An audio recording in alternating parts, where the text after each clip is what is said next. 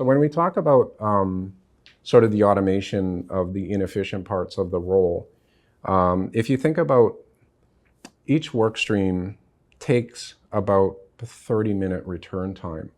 So if you're loading and dispatching a laundry cart, intercepting it, putting it into place, and returning the soiled, each one of those interactions takes about 30 minutes. And if you do that across all those different work streams, from food and pharmacy and housekeeping and medical surgical supplies and laundry and linen, and then the waste streams, the cumulative effect of all of those 30-minute turnarounds and micro interactions, you leave clinical folks with not really a clear sense of the service provider and whom to contact for those sort of things. And so a lot with what was behind the vision of that multitask worker and that interface was to get away from that, because that multitask worker has notification of any activity within their AGV elevator arrival of all of those work streams. So they'll be in the midst of putting away medical surgical supplies, notified of a cart arrival. They won't necessarily have to drop everything, but they'll know that the food cart has just arrived. So they'll be mindful of that.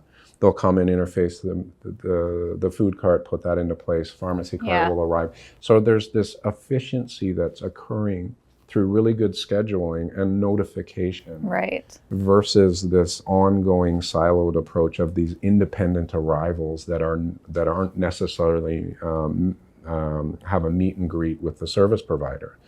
They would have to try to schedule that interface. So I really think that a lot of the sensibilities from the system is just the efficiency of the arrival and the timing of that. Because despite all the best planning, it's not perfect. It's not perfect. You know, we're ahead of schedule, we're behind schedule. Right. But when you have an individual that's there, that's notified of all of these transactions arriving and dispatching them themselves, it's purely efficient, you know. Right. Yeah, that's great. It's like looking at that bigger picture from that, you mentioned micro interactions and how that can really build up over time and, you know, work towards getting to that truly efficient system compared to where you are at current state right now for a lot of these hospitals. And Don, you mentioned the last 30 meters. Can you elaborate a little bit more on that and why it's so important? You know, it's funny, when we sort of coined it, we picked it up in our early research, this concept of the last 30 meters, which is really just from the elevator to the point of put away. And I can joke now and say maybe in hindsight it should have been the last 50, but because our building size is a couple of football fields now, but you get the point. But really it was doing as much as possible and interfacing with as much as possible in a non-traditional way and getting away from the siloed approach of service.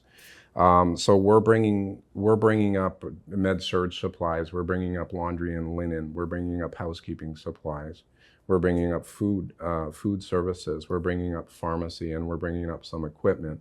And at the same time, because of the bi-directional nature of the AGVs, we're also bringing off the waste streams as well. So as much as possible, we're dropping off and picking up, whether it's an empty cart, pharmacy or food returning, empty supply cart, or the waste streams. We just tried to optimize as much as possible, and at the same time, keeping that service worker on the floor, a familiar face, integrated with the team. And so you have that warmth of connection with all of those different work streams.